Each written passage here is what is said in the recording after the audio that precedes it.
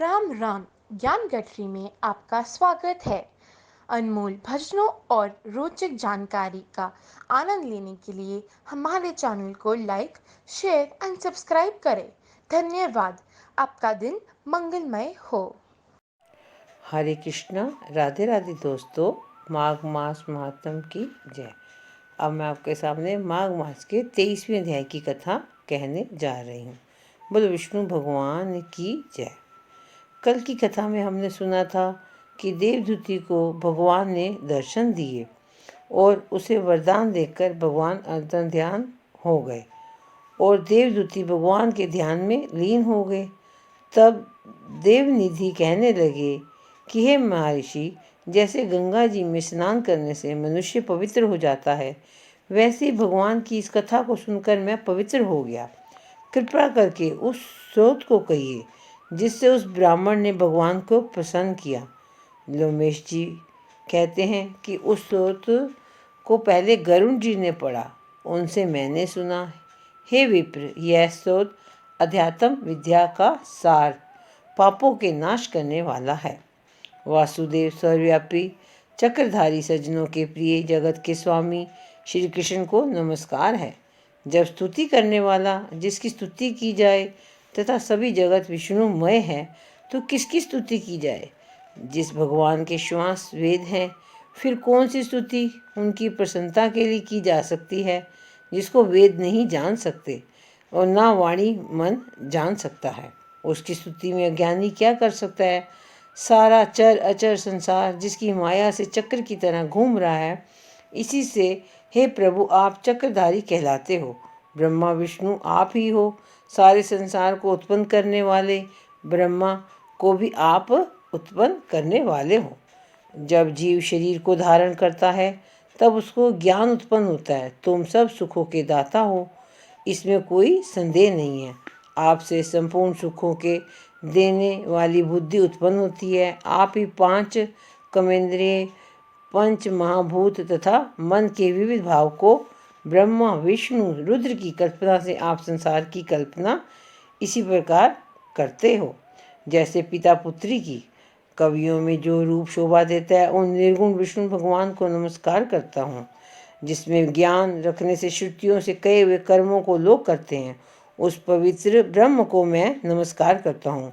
मैं उस सत्य रूप हरि को, जिसको योगी लोग सब प्राणियों में आत्म रूप में देखते हैं, उपासना करते हैं, जिनको अद्वैत कहते हुए गाते हैं और यज्ञ करते हैं, उस माधव भगवान को मैं नमस्कार करता हूँ।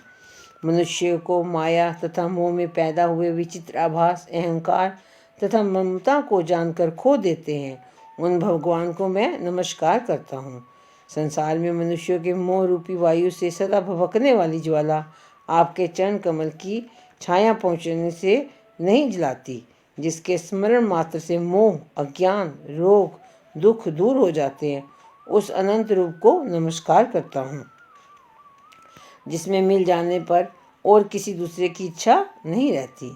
यदि विष्णु शब्द का अर्थ और उसके विषय का ज्ञान एक ही होता है, तो सत्य से हे माधव इस संसार की माया में फंसकर तेरे ही ध्यान में रत रहता है। यदि वेदांत दर्शन में भगवान सारे संसार में व्यापक है, तो इसी सत्य से भगवान में भरी निर्विद भक्ति हो, जो बीज नहीं है तो भी बिना बीज के स्वयं विद्यमान है। सो वह विष्णु भगवान ज्ञान रूपी रंग से हमारे बीज के टुकड़े टुकड़े को, जो सृष्टि स्थिति तथा लय के लिए ब्रह्मा विष्णु महेश तीन रूप धारण करते हैं और कार्य में सत्य रज और तुम इन तीनों गुणों में विद्यमान है, वह भगवान मुझ पर प्रसन्न हो। जो प्राणियों के हृदय में रूपी मंदिर में निर्मल देव वास करते हैं, वे भगवान मुझ पर प्रसन्न हों। तुम ही अग्नि, रवि, इंद्र, होम, मंत्र, क्रिया तथा फल सब ही हो। कर्म के फल देने वाले बैकुंठ में तुम्हारे सिवा कोई नहीं है। मैं तुम्हारी ही शरण में हूँ। सब प्राणियों के हेतु तथा उनको शरण देने वाले तुम ही हो। जैसे युवा पुरुष की युवती में और युवती की युवा में प्रीति होती है, वैसी मेरी प्रीति तुम में हो।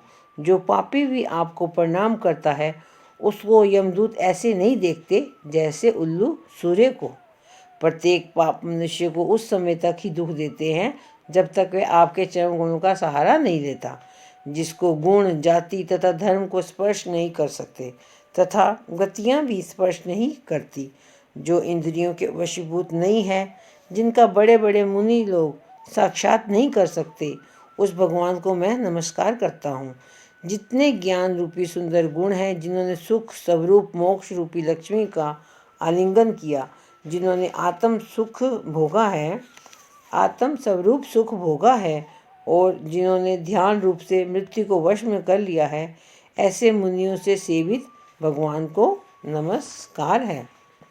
इस प्रकार उसकी सच्ची भक्ति देखकर भगवान ने प्रसन्न होकर उस ब्राह्मण को दर्शन दिए और उस ब्राह्मण की स्तुति से प्रसन्न होकर उसको वरदान दिया। भगवान फिर अंतर ध्यान हो गए और वह ब्राह्मण कृतकृत्य होकर भगवान में लीन हो गया और शिष्यों के साथ स्तोत्र पढ़ता हुआ तपोवन में रहने लगा। जो कोई स्तोत्र को पढ़ता है अथवा सुनता है, उसकी बुद्धि पाप में नहीं लगती और ना ही बुरा फल देखता है। इसके कीर्तन से मनुष्य की बुद्धि, मन तथा इंद्रियां स्वस्थ होती हैं। जो भक्तिपूर्वक इसके अर्थ को विचार कर इसका जप करता है, वह वैष्णव पद को प्राप्त होता है। इसके सदैव पढ़ने से मनवांछित कार्य भी सिद्ध हो जाते हैं। मनुष्य सुपुत्र पाता है तथा धन, पराक्रम और चिरायु प्राप्त करता है। उसके पाठ से बुद्धि, धन, यश, कीर्ति, ज्ञान और धर्म बढ़ते हैं। जो भगवान का पूजन करके इस स्तोत्र को पढ़ता है, वह पापों से ऐसे ही अलग रहता है जैसे जल पंख से कमल। जो गति गंगा आदि के स्नान से मिलती है, जो इस स्तोत्र का 1 काल, 2 काल या 3 काल पढ़ता है, वह अक्षय फल को प्राप्त करता है। जो मनुष्य प्रातःकाल इस स्तोत्र का पाठ करता है, वह इस लोक और परलोक में अक्षय सुख पाता है। वेद धुति का बनाया हुआ यह स्तोत्र भगवान को अत्यंत प्रिय है और भगवान के दर्शन कराने वाला है। योग सागर नाम का यह स्तोत्र परम पवित्र है। जो कोई भक्तिपूर्वक इसको पढ़ता है, वह विष्णु लोक को जाता है। अब पिशाच के मोक्ष की कथा कहेंगे। इसके आगे की कथा हम कल कहेंगे। बोलो माघ मास मातम की जय। विष्णु भगवान की जय। श्री कृष्ण गोविंद हरे मुरारी, हे नाथ नारायण वासुदेवा।